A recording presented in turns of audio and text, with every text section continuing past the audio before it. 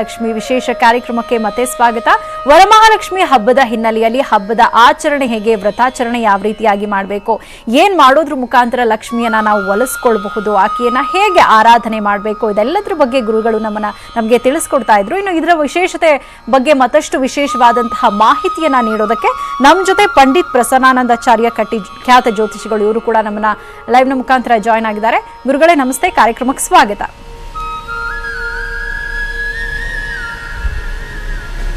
ಹರೇ ರಾಮ, ನಮಸ್ಕಾರಮ್ಮ.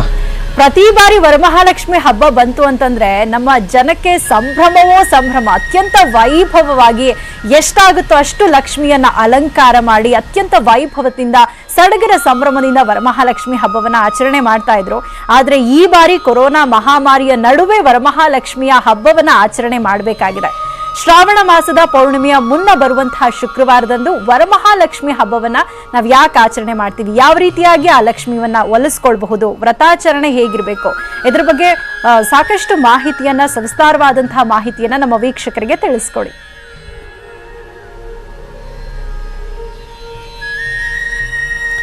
ಎಲ್ಲ ಸಮಸ್ತ ನ್ಯೂಸ್ 18 ಕನ್ನಡ ವೀಕ್ಷಕರಿಗೆ ವರಮಹಾಲಕ್ಷ್ಮಿ ಹಬ್ಬದ ಶುಭಾಶಯಗಳನ್ನು, ಶುಭಕಾಮನೆಗಳನ್ನು ಈ ಮುಖಾಂತರವಾಗಿ ಕೋರ್ತಾ, ವಿಶೇಷವಾಗಿ ಏನಾಗ್ತಾ ಇದೆ ಅಂತಂದರೆ, ನೀವು ಕೇಳ್ತಾ ಇದ್ದೀರಿ, ಒಂದು ಕಡೆಗೆ ಕೋವಿಡ್-19 ಇದೆ, ಕೋವಿಡ್-19 ಬಂದಿದೆ ಅಂತ ನಮ್ಮ ಆಚರಣೆಗಳು ಕೂಡ ನಿಲ್ಲಬಾರ್ದು. ಯಾಕೆ ಅಂದರೆ ಮನುಷ್ಯ ಎಲ್ಲರಿಂದಲೂ ಕೂಡ ನಿರುತ್ಸಾಹನಾಗಿಬಿಟ್ರೆ ಅವನಿಗಿರ್ತಕ್ಕಂಥ ಭಯ, ತೊಂದರೆ, ತಾಪತ್ರಯಗಳೆಲ್ಲವೂ ಕೂಡ ಇನ್ನೂ ಹೆಚ್ಚಿಗೆ ಆಗ್ತಾ ಹೋಗತಕ್ಕಂಥ ಪ್ರಸಂಗಗಳು ಕೆಲವೊಂದಿಷ್ಟು ಬಾರಿ ಇರ್ತದೆ. ಆ ನಿಟ್ಟಿನಲ್ಲಿ ತಾವು ಕೇಳ್ತಾ ಇದ್ದೀರಿ, ಶ್ರಾವಣ ಮಾಸ, ಅದರಲ್ಲೂ ವರಮಹಾಲಕ್ಷ್ಮಿ, ಅದರ ಹಿನ್ನೆಲೆ, ಲಕ್ಷ್ಮೀ ಆರಾಧನೆಗೆ ಇಷ್ಟ್ಯಾಕೆ ಉತ್ಸುಕತೆ ಮೊದಲಿನಿಂದ ಅಂತ ಶಾಸ್ತ್ರದ ತಳಹದಿಯಲ್ಲಿ ನಾವು ತಿಳಿದುಕೊಳ್ಳುವುದಾದರೆ, ಈ ಶ್ರಾವಣ ಮಾಸದ ವರಮಹಾಲಕ್ಷ್ಮಿ ಹಬ್ಬ ಏನು ಬರ್ತಾ ಇದೆ, ಈ ಹಬ್ಬಕ್ಕೆ ಏನು ಕರೀತಾರೆ ಅಂತಂದರೆ, ವಿಶೇಷವಾಗಿ ವರಮಹಾಲಕ್ಷ್ಮಿ ಹಬ್ಬ ಶ್ರಾವಣ ಮಾಸದ 2ನೇ ಶುಕ್ರವಾರ. ಈ ಶ್ರಾವಣ ಮಾಸ ಅನ್ನೋ ಸಂಪೂರ್ಣ ಮಾಸವೇ ಚಾತುರ್ಮಾಸ್ಯದಲ್ಲಿ ಬರ್ತಾ ಇದೆ. ಚಾತುರ್ಮಾಸ್ಯ ಅಂದರೆ ಏನಪ್ಪ ಇದು ಅಂದರೆ, ಆಷಾಢ ಮಾಸದ ಶುಕ್ಲ ಪಕ್ಷದ ಏಕಾದಶಿ ಅಂತ ಶುರುವಾಗ್ತಾ ಇದೆ. ಅದಕ್ಕೆ ಹೆಸರೇ ಶೈನಿ ಏಕಾದಶಿ ಅಂತ. ಅಲ್ಲಿಂದ ಪ್ರಾರಂಭ ಮಾಡಿಕೊಂಡು ಕಾರ್ತೀಕ ಮಾಸದಲ್ಲಿ ಬರತಕ್ಕಂತಹ ಒಂದು ದ್ವಾದಶಿ ದಿವಸ ಇರ್ತದೆ, ತುಳಸಿ ವಿವಾಹ ಅಂತ ಮಾಡ್ತಾರೆ ವಿಶೇಷವಾಗಿ, ಅದು ಕೂಡ ಲಕ್ಷ್ಮಿಗೆ ಸಂಬಂಧಿತವಾದದ್ದೇ. ಅಲ್ಲಿವರೆಗೂ ಕೂಡ ಇದು ಚಾತುರ್ಮಾಸ್ಯ ಕಾಲ ಅಂತ. ಈ ಸಂದರ್ಭದಲ್ಲಿ ಭಗವಂತ ನಿದ್ರೆಗೆ ಜಾರಿ ಬಿಡ್ತಾನಂತೆ. ಭಗವಂತ ಆ ನಿದ್ರೆಗೆ ಜಾರಿದ ಭಗವಂತ ಎಲ್ಲ ಆಡಳಿತವನ್ನು, ಉದಾಹರಣೆಗೆ ನಮ್ಮಲ್ಲಿ ಪ್ರಧಾನಮಂತ್ರಿ ಅವರ ಆಳ್ವಿಕೆ ಇಲ್ಲ, ಪ್ರಧಾನಮಂತ್ರಿಯವರು ಬೇರೆ ಕಡೆ ಇದ್ದಾರೆ, ಎಲ್ಲ ರಾಷ್ಟ್ರಪತಿ ನೋಡ್ಕೊಳ್ತಾರೆ, ಗೃಹ ಮಂತ್ರಿಗಳು ನೋಡ್ಕೊಳ್ತಾರೆ, ಹೇಗಿರ್ತದೆ ಹಾಗೆ. ಆ ನಿಟ್ಟಿನಲ್ಲಿ ಎಲ್ಲ ಜವಾಬ್ದಾರಿ ಲಕ್ಷ್ಮೀ ದೇವಿಗೆ ಒಪ್ಪಿಸ್ಬಿಡ್ತಾನಂತೆ. ಈ 4 ತಿಂಗಳಲ್ಲಿ ಏನೇ ವೃತಗಳನ್ನು ಮಾಡಿದರೂ ಕೂಡ, ವಿಶೇಷವಾಗಿ ನಿನ್ನ ಪೂಜೆಯನ್ನು ಮಾಡಲಿ, ಎಲ್ಲ ವೃತಗಳನ್ನು ನೀನೇ ನೋಡಿಕೋ ಎಂಬುದಾಗಿ ಒಪ್ಪಿಸ್ಬಿಡ್ತಾನಂತೆ. ಆ ಕಾರಣದಿಂದಾಗಿ ಆಷಾಢ ಮಾಸ ಏಕಾದಶಿಯಿಂದ ಪ್ರಾರಂಭ ಮಾಡಿಕೊಂಡು ಮತ್ತು ಆಷಾಢ ನಂತರದಲ್ಲಿ ಬರತಕ್ಕಂಥದ್ದೇ ದೊಡ್ಡ ಮಾಸ ಅಂದರೆ ಇದು ಶ್ರಾವಣ ಮಾಸ.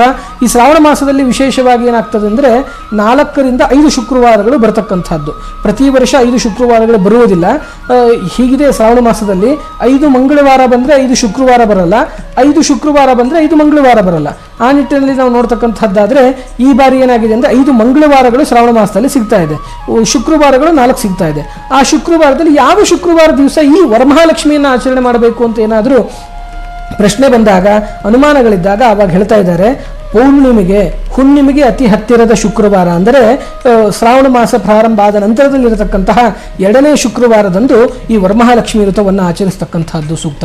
ಯಾಕೆಂದರೆ ಹೇಳ್ತಾರೆ, ಲಕ್ಷ್ಮೀದೇವಿಗೆ ಕಲಿಬೇಕಾದ ಶಾಸ್ತ್ರದಲ್ಲಿ ಯಸ್ಯ ಕಟಾಕ್ಷ ಮಾತ್ರೇಣ ಬ್ರಹ್ಮ ರುದ್ರೇಂದ್ರ ಪೂರ್ವಕಾಹ ಸುರ ಸ್ವೀಯ ಪದಾನ್ಯಾಪುಹು ಸಾ ಲಕ್ಷ್ಮೀರ್ಮೇ ಪ್ರಸೀದತು ಎಂಬುದಾಗಿ ಹೇಳ್ತಾ ಇದ್ದಾರೆ. ವಿಶೇಷವಾಗಿ ಈ 4 ತಿಂಗಳಲ್ಲಿ ನೀವು ನೋಡ್ತಾ ಬನ್ನಿ.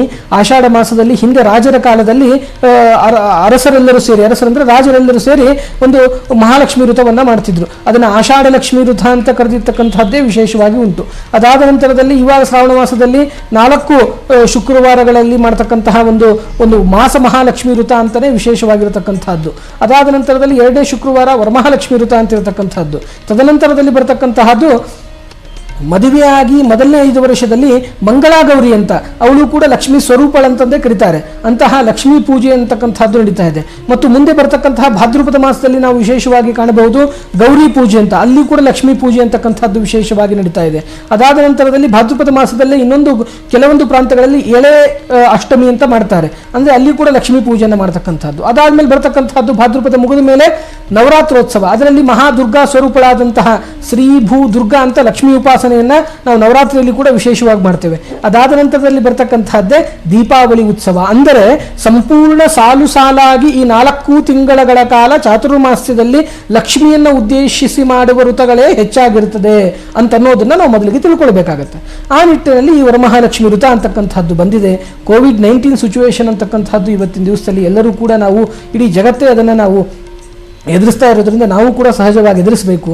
ಒಂದು ಇಲ್ಲಿ ಸಂತೋಷದಾಯಕರವಾದ ವಿಷಯವನ್ನು ಹೇಳಬೇಕು ಅಂತಂದರೆ, ಎಲ್ಲ ಚಾನೆಲ್ನವರು ಕೂಡ ಇದನ್ನು ತೋರಿಸ್ತಿದ್ದಾರೆ. ಅದರಲ್ಲೂ ಕೂಡ ನಮ್ಮ ವಿಶೇಷವಾಗಿ News18 ತಂಡದವರು ಏನು ಮಾಡ್ತಿದ್ದಾರೆ ಅಂದರೆ, ಯಾವ ವ್ಯಕ್ತಿಗಳು ಅಂದರೆ ಜನಕ್ಕೆ ವೃತ ನಿಲ್ಲಬಾರ್ದು, ಹಬ್ಬ ಮಾಡಬೇಕು, ಸೇಫಾಗಿ ಮಾಡಿ ಅನ್ನೋದಕ್ಕೆ ಮನೆಯಲ್ಲೇ ಇರುವವರಿಗೆ ಕುಳಿತಲ್ಲಿಂದಲೇ ಅವರಿಗೆ ಹಬ್ಬದ ವಿಶೇಷತೆಗಳು, ಪೂಜೆಯ ವಿಶೇಷತೆಗಳು, ಹಬ್ಬದ ಹಿನ್ನೆಲೆಗಳು, ಯಾವ ಸಮಯಕ್ಕೆ ಪೂಜೆಯನ್ನು ಮಾಡಬೇಕು, ಯಾವ ಪ್ರಸಂಗದಲ್ಲಿ ನಾಳೆ ಪೂಜೆ ಮಾಡಿದರೆ ಚೆನ್ನಾಗಿರ್ತದೆ, ಈ ಕೋವಿಡ್-19 ಸಿಚುವೇಶನಲ್ಲಿ ಏನೆಲ್ಲ ತರಬೇಕು. ಪ್ರತಿ ವರ್ಷ ಮಾರುಕಟ್ಟೆಗೆ ಹೋಗ್ತಾರೆ, ಮಾರ್ಕೆಟ್ಗಳಿಗೆ ಬೇಕಾದಷ್ಟು ಫಲಪುಷ್ಪಗಳನ್ನು ತೆಗೆದುಕೊಂಡು ಬಂದು ಮಾಡ್ತಾರೆ. ಈ ಬಾರಿ ಹೇಗೆ ಮಾಡೋದಪ್ಪ, ವೃತವನ್ನು ಬಿಟ್ಟೇ ಬಿಡಬೇಕಾ ಅಥವಾ ಹೂ ಇಲ್ಲದೇನೆ ಮಾಡಬೇಕಾ, ಯಾವ ರೀತಿ ಮಾಡಬಹುದು ಅಂತ ಅನ್ನುವ ಅನುಮಾನಕ್ಕೆ ಎಷ್ಟು ವಿಚಿತ್ರ ಅಂದರೆ, News18 ಕನ್ನಡದವರು ಜನನೂ ಸುರಕ್ಷಿತವಾಗಿರಲಿ, ಯಾರು ಈ ವಿಷಯವನ್ನು ಹೇಳ್ತಕ್ಕಂತಹ ಅಧ್ಯಾತ್ಮ ಚಿಂತಕರು ಜ್ಯೋತಿಷಿಗಳಿದ್ದಾರೋ ಅವರು ಸುರಕ್ಷಿತವಾಗಿರಲಿ ಅನ್ನೋ ನಿಟ್ಟಿನಿಂದ ನಾವು ಕುಳಿತಲ್ಲಿಂದಲೇ ಈ ಯಾವ ಒಂದು ಲೈವ್ ವ್ಯವಸ್ಥೆಯನ್ನು ಮಾಡಿ ಎಲ್ಲ ಜನರಿಗೆ ತಿಳಿಸ್ಕೊಡ್ತಕ್ಕಂಥ ಒಂದು ವಿಶೇಷ ಸೌಲಭ್ಯವನ್ನು ಒದಗಿಸಿದಿರಿ.